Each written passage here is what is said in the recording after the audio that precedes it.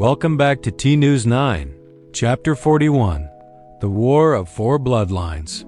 If you thought you knew chaos, think again. The battlefield of Astrahaven has just redefined the word. For the first time since the dawn of history, all four evolving bloodlines are locked in a cataclysmic struggle. This isn't just a battle. It's a war for the very soul of existence.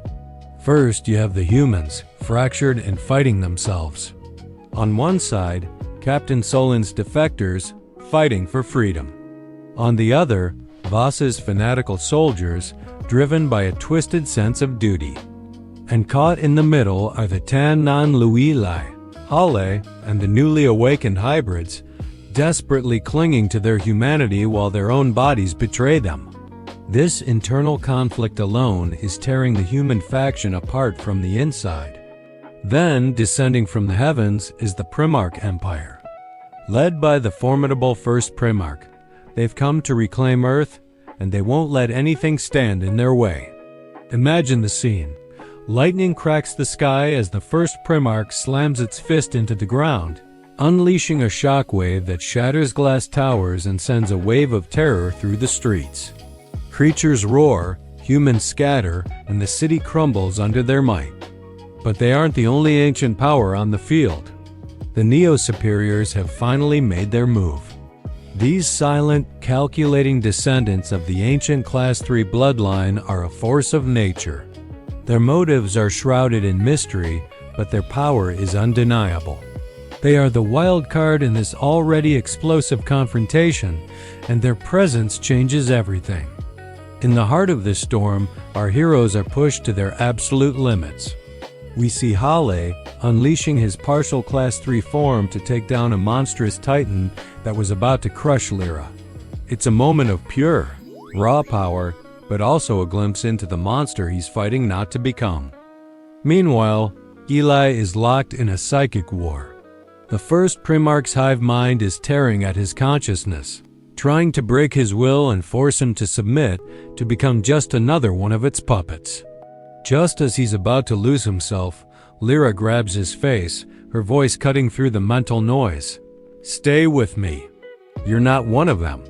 But it might be too late. We see Eli's eyes flicker one moment human, the next a monster, then the alpha predator he was born to be.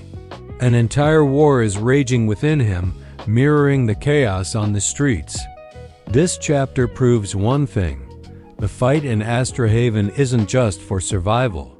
It's a fight for identity. Chapter 42.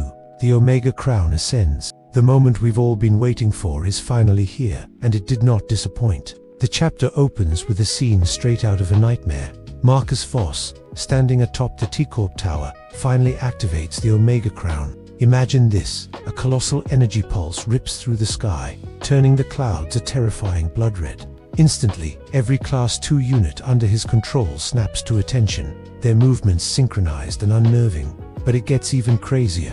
Dozens of those horrifying hybrid creatures, the ones with the visible neural implants, drop to their knees in unison, bowing to their new master. The pulse is so powerful that even some of the mighty Class 3 entities are seen shuddering in its wake. Voss, ever the showman, stands on the very edge of the tower, arms spread wide, and declares, "Tonight, I become the shepherd of evolution." The sheer arrogance is chilling. He truly believes he is a god, remaking humanity in his own twisted image. This is the new world order he's been planning, and it's absolutely terrifying to witness. But hope is not lost. Just as Voss basks in his moment of triumph, the assault begins. Solin and her heavily armed soldiers storm the T-Corp tower, and all hell breaks loose. The air fills with the sounds of gunfire, explosions, and screams. The fighting is brutal and relentless. Voss's elite forces, completely brainwashed by his promise of perfection, fight with the fanaticism of zealots. They are more than just soldiers. They are disciples, willing to die for his cause, without a second thought. The chaos is overwhelming, a desperate battle for the future of humanity being waged at the foot of Voss's new throne. Amid this symphony of destruction, Voss's attention is drawn to a single figure approaching the tower. Our hero, Eli. A cold, predatory smile spreads across Voss's face. He calls Eli the Alpha Anomaly, the missing piece. It seems Eli is more important to Voss's plan than we ever imagined. Raising the Omega crown, Voss makes Eli an offer, his voice booming over the battlefield. Join me, and humanity will bow to you. He's offering Eli a throne, a place by his side, as a co-ruler of this new, terrifying world. But we all know Eli. He clenches his fists, his resolve unshaken, and fires back the perfect response. I don't want a throne. Voss's smile vanishes, replaced by a look of pure contempt. Then you are unworthy of evolution, he sneers. And with that, he turns the full power of the Omega crown on Eli. As our hero collapses in agony, thousands of controlled creatures, from the smallest hybrids to the most monstrous beasts, simultaneously turn their heads, their glowing eyes now locked onto a single target. Voss has just painted a giant bullseye on Eli's back, marking him as the primary enemy of his new world order. Chapter 43, titled Serena Wolf's Return from the Abyss. If you thought you knew Serena, think again. Just as a fragile peace settles around T-Corp Tower, a deafening explosion rips through the streets. The ground shakes, smoke billows, and from the heart of the chaos, a familiar silhouette appears. It's Serena Wolf, but she's not dead, she's not broken. She has been utterly transformed. The unstable Tan Non-Lui mutation that once tormented her has accelerated, forging her into something entirely new, something burning with a white-hot rage and a terrifying, painful clarity. Her eyes, once human, now glow like fractured stars, and when she speaks, her voice echoes with unsettling, layered tones. Her first words cut through the stunned silence, aimed directly at Eli. Eli, you left me to fall. Eli, visibly shocked, takes a step back. He can barely believe his eyes. Serena, I tried to save you, but his words are cut short. Liar. In an impossible blink, she's in front of him, faster than any creature he's ever faced. Her grip tightens around his throat, a cold, unyielding pressure. The question she asks is laced with a century of pain. You got the perfect mutation. I got the curse. Why? Just then, Halle intervenes, launching a powerful force wave that shoves her back, giving Eli a moment to breathe. Serena turns on Halle, snarling with pure venom, "Stay out of this, traitor." But her focus immediately snaps back to Eli. Her body trembles, a war raging within her between the woman she was and the force she has become. If I can't have your power, I'll burn this world with mine. As she speaks those chilling words, a new horror is revealed. Behind her, 20 hulking Class II creatures drop to one knee, a silent, monstrous army bowing to their new queen.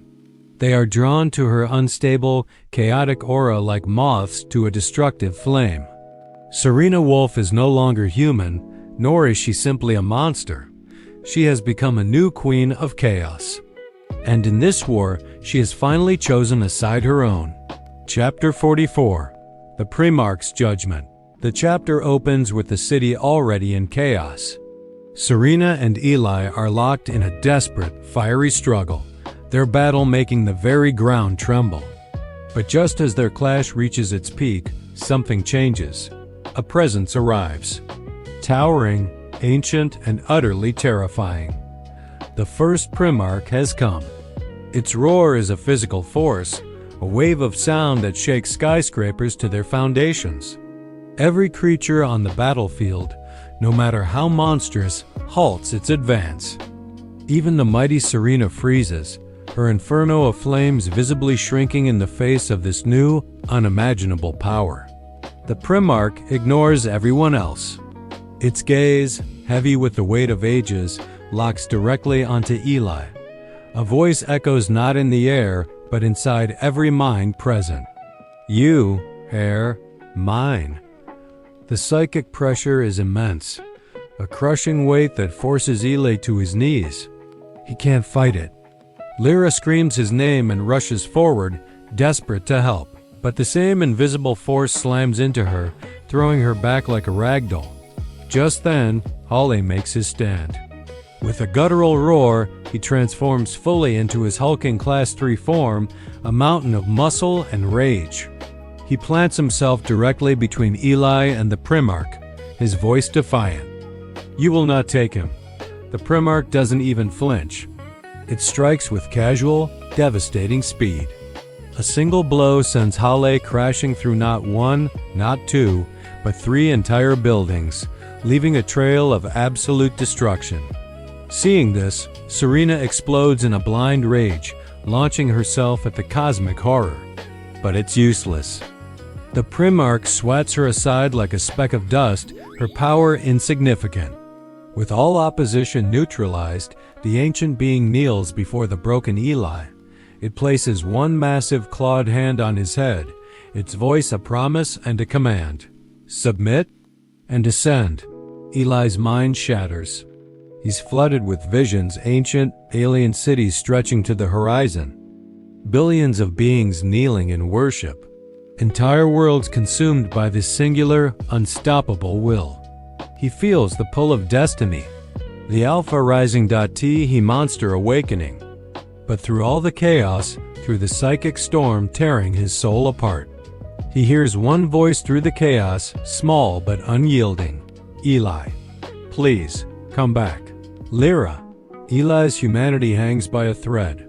Chapter 45. The Oath of the Alpha. Eli's world splits in two. In one vision, he sees the Primarch's golden empire, built on domination and fear.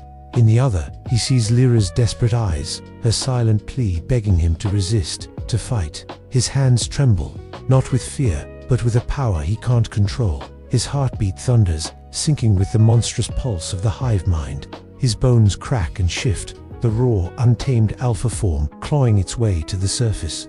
A voice slithers into his mind, the Primarch's psychic whisper, dripping with ancient power.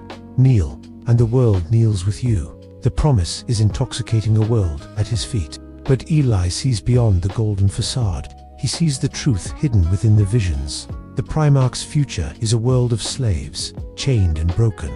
Voss's future is a sterile world of puppets, their strings pulled by a cold, calculating master. Even the second Primarch's vision of balance is a lie, a carefully constructed kingdom where they alone hold the power. None of them see humanity as an equal. None of them deserve the throne. With a surge of will, Eli forces himself to his feet. Blood traces a path down his face, a stark contrast to the unstable, golden glow of his alpha energy. He meets the Primarch's gaze, and his whisper cuts through the psychic noise. I kneel, to no one. The Primarch's fury is instantaneous, a primal roar that shatters the air. The resulting shockwave rips the ground apart. Instinct takes over. Eli pulls Lyra into his arms, shielding her from the blast. Through the dust and chaos, a figure stumbles forward, pale, bruised, broken, but impossibly, defiantly alive. In a flash of fire, Serena lands beside them. Her gaze is a storm, shifting from the ancient ruler to the transformed Eli. For one fleeting, impossible moment, the three rivals Eli hail, and Serenest united, a fragile wall against an ancient god. Eli's voice rings out, amplified by the raw alpha energy pouring from him. This city isn't your throne. It isn't Voss's lab. It isn't your kingdom. His power pulses, a seismic wave that shakes the very foundations of the battlefield, felt by every soldier, every monster. Astrahaven belongs to the ones who survive, not the ones who dominate. The Primarch coils, preparing to deliver the final world-ending strike. In his fortress, Voss begins the final sequence, charging the Omega crown. Serena erupts into a living inferno, a storm of pure destruction. Hale lets out a roar of primal defiance. The war for the new world is here, just moments away from its final, cataclysmic eruption. Thanks for tuning in. Follow us for the next chapter and more updates.